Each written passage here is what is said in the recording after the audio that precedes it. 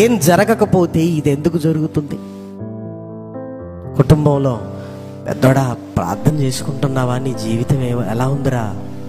చిన్నోడా ఏదో కుటుంబంలో తేడా కనపడుతుందిరా? అమ్మా ఏంటి, నానా ఏంటి, ఒక్కసారి మనం అందరం కలిసి ప్రార్థనలో ఉందాం, ఏదో తేడా అనిపిస్తుందని మీ కుటుంబంలో ఎప్పుడైనా ఆలోచించారా?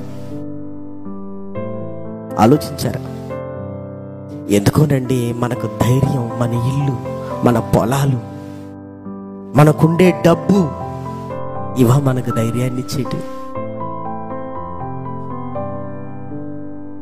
కుటుంబం అంతా ఆలోచనలోనికి వెళ్ళాలి.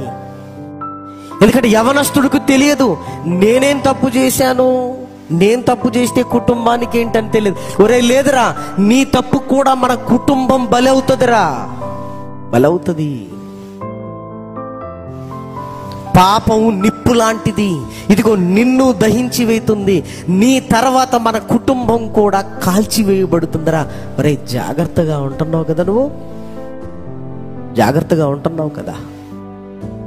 తల్లిదండ్రుల పర్యవేక్షణలో పిల్లలు తల్లిదండ్రులతో కలిసి మాట్లాడుకోవలసిన విషయాలు ప్రియమైన వారలారా. సేవకుడు చూడండి, బట్టలు ఆయన చింపుకున్నాడు, బూడిద ఆయన మోసుకున్నాడు, సిగ్గుతో తల కిందికి వేసుకున్నాడు. అయ్యా ఏం జరిగింది అని. దేవుడికి ఏది ఇష్టం అంటే, నేను సరిదిద్దుకుంటాను అన్న మాట దేవుడికి చాలా ఇష్టం ప్రియమైన వారలారా. కానీ ఆ మాట మనిషికి రావటం అనేది చాలా కష్టం.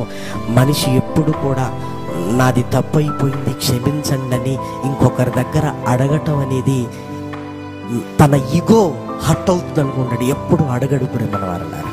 అలా అడిగిన వాడు చాలా గొప్పవాడు అవుతాడు. దేవుడికి ఒప్పుకోవాలి. సిగ్గెందుకు? పాపం చేయడానికి సిగ్గుపడాలి, కానీ చేసిన వాటికి మనం సిగ్గెందుకు పడాలి? క్షణాలలో 2 చేతులు పట్టుకోవాలి. తమ్ముడు నేను తప్పుగా మాట్లాడి నన్ను క్షమించు, అయిపోయింది. బ్రదర్ నేను తప్పుగా మాట్లాడాను, నన్ను క్షమించు, అయిపోయింది అక్కడితోనే. మనకున్న చెడ్డ గుణం ఏంటంటే వాదించుకుంటుంటామండి, నాది రైటు. అబ్బో, ఆ వాదనలు ఎక్కడికి వెళతాయంటే, ఏమండి ఇదిగో పాపాన్ని పటిష్టపరుచుకొని భయంకరమైన ప్రతిఫలం కొరకు ఎదురు చూడాలి. అలా ఎప్పుడు మనం ఉండకూడదు. మన పిల్లలకు కూడా అదే నేర్పించాలి. ఒప్పుకో, అవునమ్మా నేను తప్పు చేశాను, వెరీ గుడ్, ఇంకోసారి చేయకు. వాడు చేసినందుకు కాదు, ఒప్పుకోనందుకు చిత్త కొట్టాలి. వాడు చేసింది అందుకు కాదు, వాడు ఒప్పుకోనందుకు. ఆ మైండ్ పిల్లలకు వాళ్ళకు మనం నేర్పిస్తూ ఉండాలి తల్లిదండ్రులుగా. భార్య కూడా, ఏమండి పొరపాటు అయిందండి, నాది అయిపోయింది కదా. భర్త కూడా భార్యతో, ఏమండి నాది పొరపాటు అయిందే, వదిలేసి, అయిపోయింది కదా. మనిషి జీవితం ఆనందంగా ఉండటానికి 5 అక్షరాల 2 పదాలు చాలు. ఒకటి సారీ, ఒకటి హ్యాపీ. ఏమండి నీ వల్ల నేను సంతోషంగా ఉన్నాను, హ్యాపీ. ఏమండి నా వల్ల బాధపడితే సారీ అండి. ఈ 2 చాలు ప్రియమైన వారలారా. ఇవి మన నోటికి రావు, వాళ్ళ వల్ల కలిగిన ఆనందాన్ని కూడా అనుభవిస్తూ మనం ఏమనుకుంటాం తెలుసా? అమ్మో ఇప్పుడు పొగిడితే వాడు ఏం చేస్తాడు, ఎక్కిపోతాడు అనుకుంటాం ప్రియమైన వారలారా. ఏముంది అభినందించడానికి